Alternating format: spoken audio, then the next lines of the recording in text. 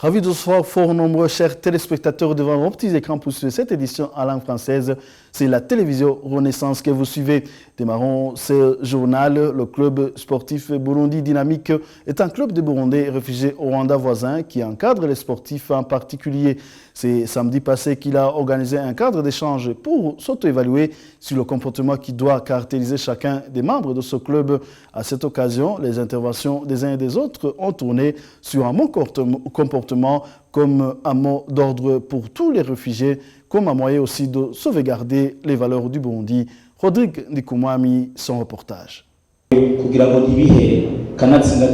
Burundais en exil à Kigali, qui sont dans l'association Burundais Dynamique, ont organisé une journée de réflexion pour les Burundais vivant à Kigali, dans le but de se souvenir de 2 ans qu'ils ont en exil, causé par la prise de pouvoir du 3e mandat de Nkurunziza. C'était aussi l'occasion des Burundais qui sont en exil au Rwanda d'être solidaires, mais aussi de bien se comporter étant réfugiés. Justement, nous avons organisé cette activité pour la 2e commémoration contre la dictature du pouvoir sanguinaire de Bujumbura. En cette occasion, nous nous sommes réunis pour exactement évaluer le pas franchi dans les 2 ans écoulés. Alors nous avons passé dans des événements cycliques qui nous ont montré que notre pays n'est pas aujourd'hui le nôtre, alors que nous devrions contribuer pour la sauvegarde de notre nation.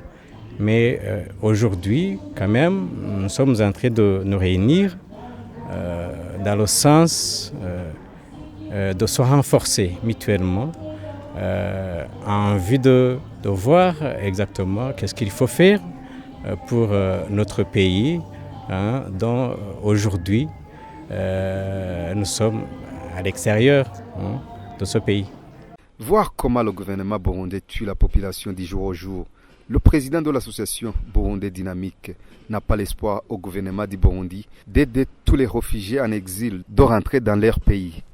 Aujourd'hui, je ne vois pas quel message on peut donner au gouvernement burundais.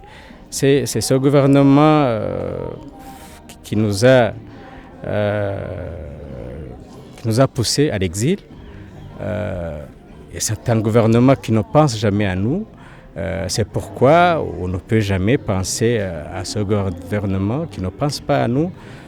C'est pour dire exactement que nous allons nous organiser nous-mêmes sans pour autant penser à ce gouvernement qui n'est pas le nôtre. Ce débat organisé par l'association Burundais Dynamique est le 2e débat depuis 2 ans que les Burundais sont en exil. Et ça a été une occasion pour les Burundais en exil d'échanger et de chercher une solution meilleure pour résoudre les problèmes du Burundi.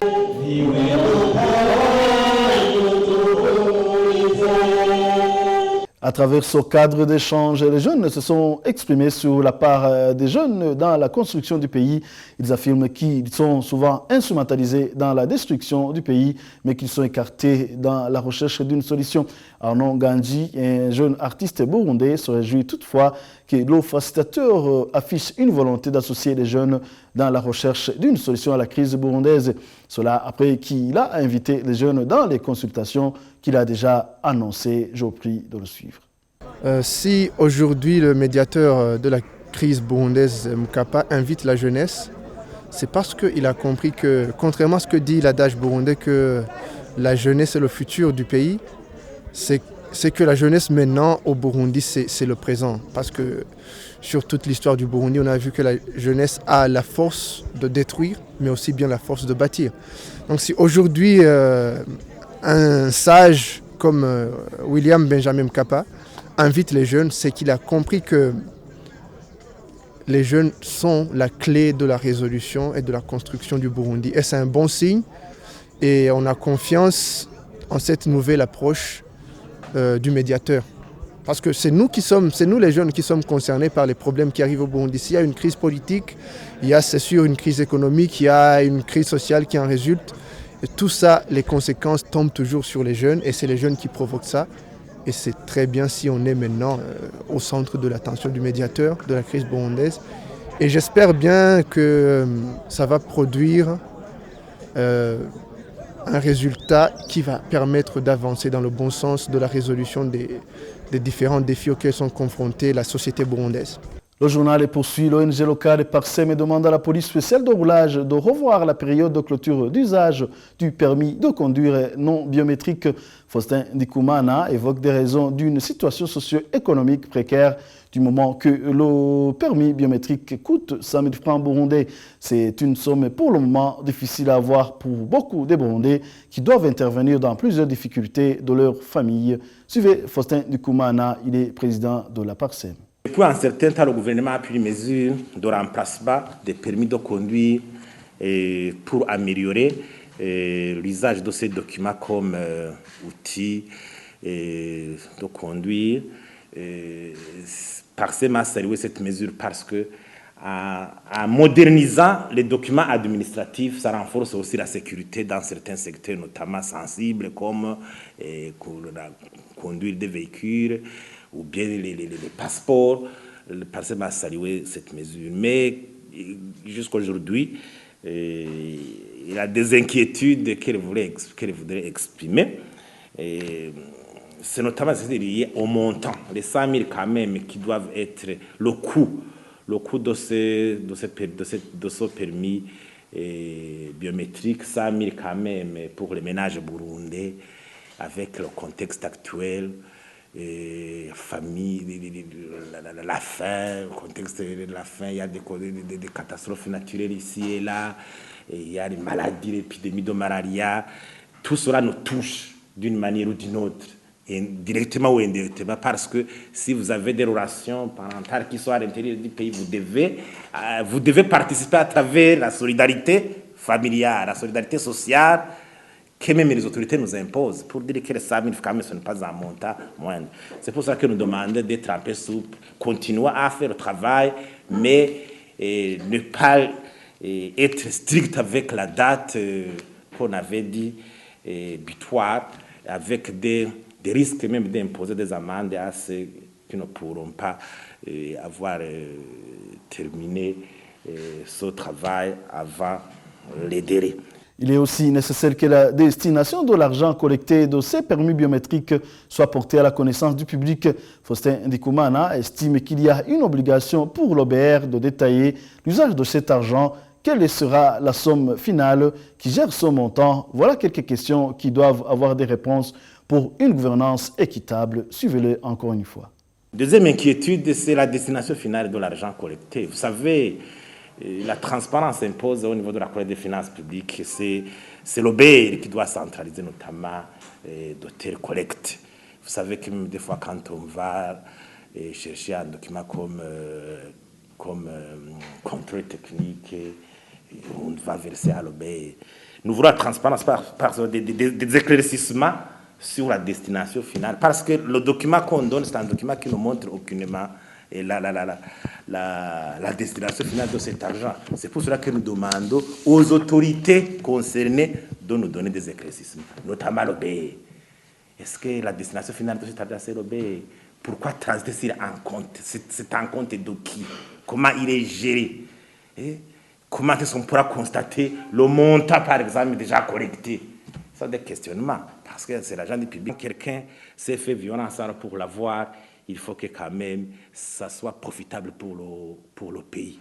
Et c'est pour ça que nous demandons cet éclaircissement pour que ce travail si noble se termine sans heurts ou sans lamentation de la part des citoyens. Toujours la page économie. Avant de clore cette édition, l'organisation Olicom qui lutte contre la corruption et les malversations économiques s'insurge contre les discours hypocrites des autorités burundaises sur la lutte contre les corrupteurs.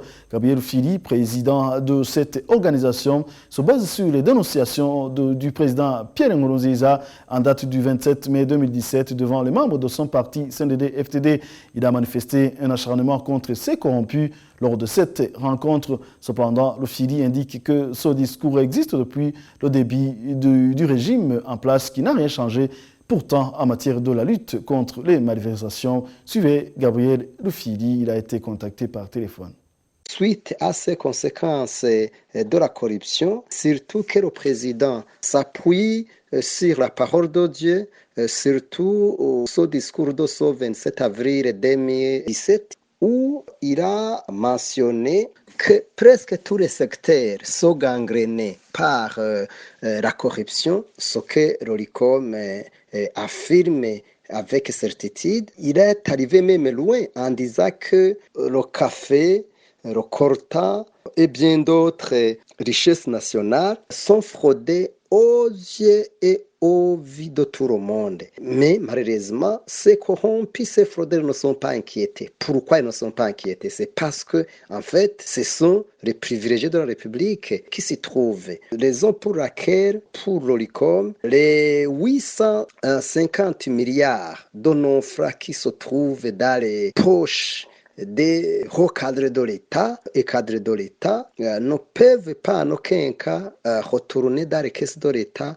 parce que donc d'un côté il n'y a pas de loi, je dirais la loi c'est une loi qui prône plutôt pour la corruption au lieu de lutter efficacement contre la corruption, mais de l'autre côté, ce sont des institutions qui sont faibles en matière de lutter contre la corruption parce que, en fait, c'est la corruption qui domine dans tout, y compris même dans le secteur de la justice. En regardant par ailleurs que la corruption est presque dans tous les secteurs et touche presque toutes les autorités, c'est pour cette raison que l'ORICOM considère que ces mots d'ordre, si une fois ne sont pas mis en application, Zaro toujours dirait que les discours d'intention pour nous, ça ne disait rien parce que, comme je viens de le souligner, et surtout que donc, le président de la République utilise souvent la parole de Dieu.